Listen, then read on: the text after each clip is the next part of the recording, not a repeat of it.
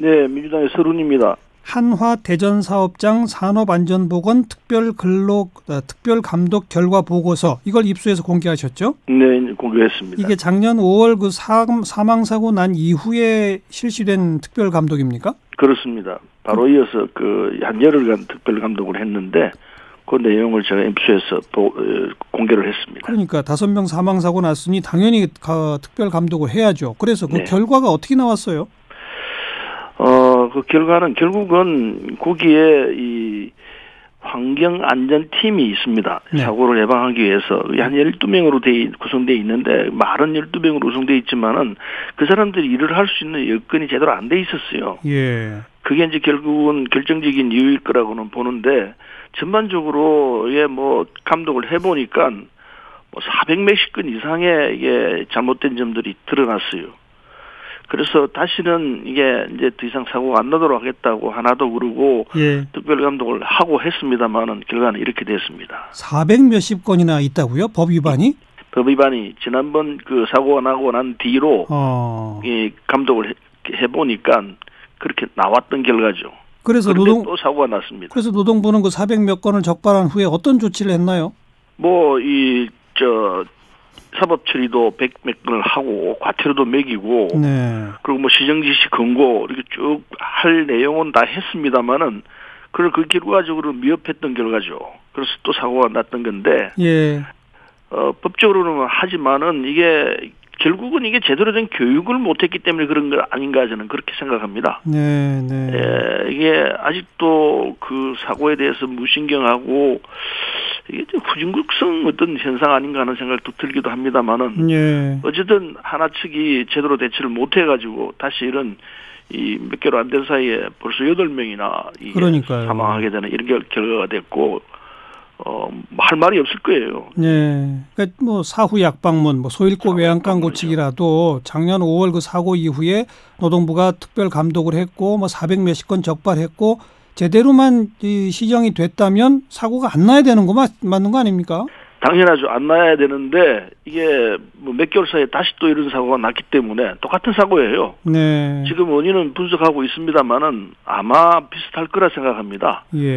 사고에 대한 이런 무신경 등 교육을 제대로 안 하고 사고 나겠니 하는 이런 아니라는 생각 이런 등등이 결국 이런 대형 사고를 되풀이해서 나오게 하는 결과가 된 거죠. 이러다 보니까 노동부가 특별감독 해봐야 뭐하냐. 특별감독 실효성이 없다는 얘기가 또 나오겠어요. 당연히 그 소리 나올 수밖에 없죠. 그러나 이제는 제대로 된 특별감독을 해야 한다고 생각합니다. 하나하나 살펴보고 다시는 이런 결과가 안 나오도록 해야죠.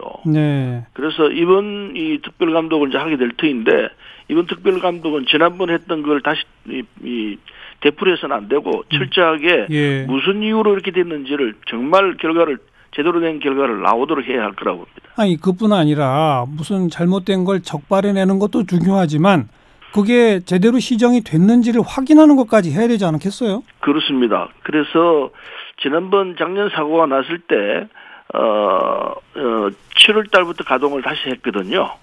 자기들은 하나 측에서는 6월 25일 노동부에다가 하나 대전사업장 안전관리 계획서를 냈습니다. 내용을 보면은 이제 똑같은 사고를 예방하기 위해서 안전경영 모델에 대한 전면적인 재개정 작업을 하겠다.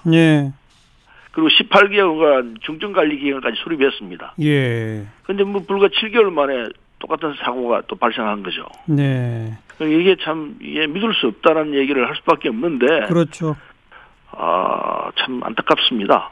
그러니까 이제는 특별감독을 하게 되면 뭔가 문제를 지적하고 그게 시정 조치가 완료돼야 재가동 허가를 내줘야 되지 않을까요? 지난번에도 시정 조치를 다 했다 하고 했는데 결과는 이랬거든요. 그래서 이게 시정 조치가 제대로 안 됐을 거라고 우리가 유추할 수밖에 없죠. 그래서 이번에는 하나하나 왜 이렇게 됐는지 전반적으로 들여다봐야지 그냥 대충 하고 또 하면 똑같은 사고가 일어날 가능성이 있습니다. 그래야죠. 한화 측이 제대로 된 사고를 예방할 수 있는 철저한 자세가 안 갖춰지고는 이게 안 된다고 생각합니다. 또 이런 사고가 또 나올 수 있어요. 알겠습니다. 자, 그건 그렇고 우리 서른 의원께서 지만원 씨를 명예훼손 모욕죄로 고소하신 바 있죠? 고소했죠. 저하고 민병도 의원, 최경환 의원 세 사람이 고소를 했습니다. 그러니까 우리 서른 최고위원 본인의 명예를 훼손했다? 그리고 나를 모욕했다 이거죠? 예, 명예훼손과 모욕죄로 고소를 했습니다. 그 얘기는 이 5.18 관련되어 있죠. 우리 서른 최고위원 또 민병두 의원 등등이 다 유공자로 등록이 돼 있습니다. 그렇죠. 예. 그런데 그 진만원 씨가 서른 의원한테 형사 및 민사로 맞고소를 했네요. 글쎄요. 참 이게 저는 진만원 씨는 일종의 망상에 빠져 있는 사람이라고 생각합니다. 네. 제대로 된 사고를 하는 사람이라고 안 보여요. 예. 국민 일반도 아마 그렇게 생각하고 있다고 보는데, 예. 뭐 그 5.18 당시에 600명 되는 북한군이 내려왔다, 그 말도 안 되는 소리를 하고 있지 않습니까? 네. 그걸 믿을 국민이 누가 있겠습니까? 그래서 참 이 맞고소 내용도 보면은 이게 어처구니 없어요. 그게 무슨 내용을 보면 이 사람이 소설을 쓰고 있는 건지, 예. 참 이게 언론에서 대고 이게 보고도 드리기 힘들 정도로 말도 안 되는 소리를 그냥 늘어놓았던데, 네.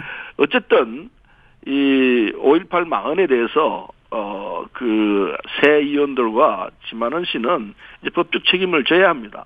그리고 역사적 책임을 져야 되고, 이 맞고소라는 거는 정말 이게 다시 한번 후한무치하다는 걸 보여주고 정상이 아니구나 하는 걸 또 한번 확인하게 하는 과정 아닌가 생각이 들어요. 예, 예. 그 지금 5.18 특별법이 만들어져 있고 그거 근거로 진상조사위원회를 이제 구성하는 단계 아니겠습니까? 네. 근데 그 특별법상의 진상조사위원회가 조사해야 할 대상 항목 중에 하나로 북한군 개입 여부도 포함돼 있어서 이게 논란이란 말이에요. 그게 논란이 김진태 의원이 그 당시에 그 위원회를 맡고 있으면서 네. 절대로 북한군 관련 얘기를 안 넣으면 통과시킬 수 없다고 그래가지고 예. 한 발짝도 못 나갔어요. 예. 그래서 할 수 없이 울며 겨자 먹기로 그럼 그걸 넣어서 같이 하자 이래서 그렇게 됐는데 네. 어쨌든 내용 그 법 자체는 이게 그 국회가 그런 구조입니다. 의원이 한 사람이라도 억지를 부리면요 이게 잘 안 움직여져요. 예. 그래서 할 수 없이 그런 결과를 냈던 것인데 지금 보니까 역시 이런 이제 후유증이 나오고 말 그대로 택도 아닌 내용이 지금 전개되고 있는데. 그런데 잠깐만요. 그래서 네. 차제에 다시 5.18 특별법을 재개정해가지고 북한군 개입을 조사 대상에 넣은 거를 빼버리자는 얘기도 한편에서 나오고 또 한편에서는 지금 이렇게 된 마당에 그걸 다시 또 개정을 해서 빼자고 하면은 이건 뭔가 이 북한군 개입 의혹을 기정사실로 놔두는 거 아니냐. 차제에 그냥 말끔히 종료하는 의미에서라도 이 조사 대상에 그대로 놔두자는 의견도 있고 어떻게 보세요?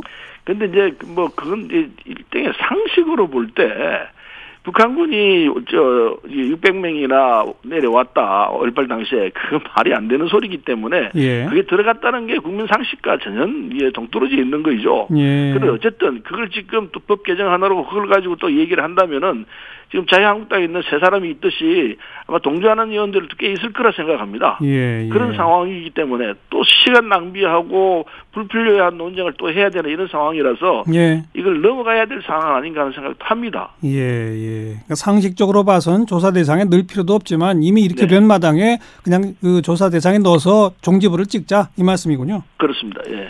이른바 반나치법, 즉 5.18 민주화운동을 왜곡 폄훼하는 행위에 대해서 형사처벌하도록 하자는 법안도 제출됐는데 서론이는 어떻게 생각하세요? 그건 전 해야 한다고 생각합니다. 사례가 있지 않습니까? 독일 같은 사례에 유럽 쪽에서는 이 나치 행위에 부역했거나 나치 행위를 그게 옳은 일이었다고 이렇게 허위 주장을 하게 되면 엄격한 처벌을 받도록 되어 있습니다. 예. 그래서 그게 효과가 있죠. 예. 그래서 이 역사가 바로 정립이 되는 이런 현장을 우리가 보고 있는데 우리도 그렇게 해야 한다고 생각합니다. 네. 지금 5.18에 대해서 터무니없는 가짜 뉴스를 퍼뜨려가지고 일부 국민들이 이제 혼란을 일으키기 있는 이런 현상이거든요. 그렇죠. 꽤 많은 국민들이 그 가짜 뉴스가 진짜인 줄 알고 5.18이 그랬어 이러고 있습니다. 예. 이래서는 안 된다고 생각하죠. 뭐 표현의 자유 부분도 있을 수 있습니다만은 그보다 훨씬 중요한 문제가 진실과 거짓을 구별할 수 있도록 해야 되고 가짜 뉴스 거짓에 휘둘리는 국민이 있어서는 안 된다고 생각하거든요. 예. 그건 굉장히 중요한 문제이기 때문에 알겠습니다. 이 법은 반드시 통과를 시켜야 한다고 생각합니다. 그나저나 서른 최고위원 또 민병두 의원 등이 5.18 유공자라고 하셨잖아요. 네. 5.18 광주 현장에 계셨기 때문이 아니라 김대중 내란음모 사건 등으로 연루된 그거죠?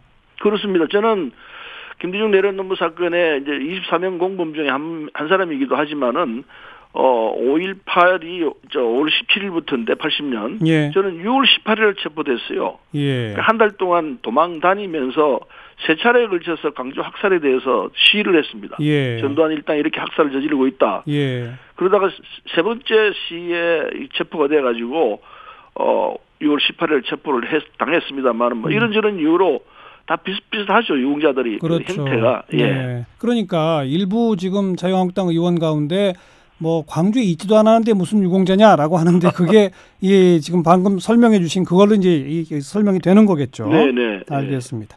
여기까지 고맙습니다. 네, 감사합니다. 더불어민주당 서른 최고위원이었습니다.